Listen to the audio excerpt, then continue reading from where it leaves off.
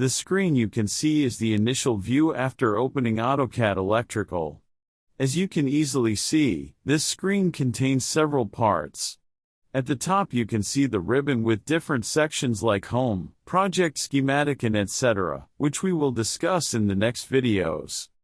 On the left side you can see the Project Manager tree, where all projects are listed.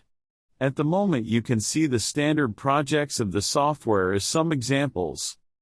In the center you can see the area where we will begin planning our utilities, wiring, cabinets, electrical installations, etc. To create a new project, right-click on the empty area in the Project Manager. Choose a new project. Create a new name for your project. For example, we call it PSA.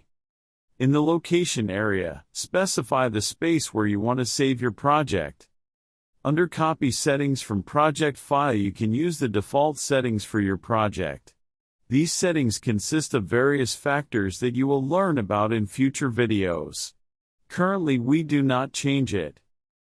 If you press OK, your settings will be taken from the default settings and after a second you will see your new project in the Project Manager. As you can see, we have the project sitting on our desktop. Your project is still empty and you can see EAPS and WDP files in this folder. Remember that all your project settings depend on these files and you must not remove them.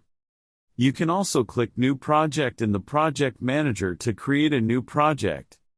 That's it. You have managed to create a new project. If you liked our video, please subscribe and like us, so we will have more energy and motivation to create more videos for you. Thank you.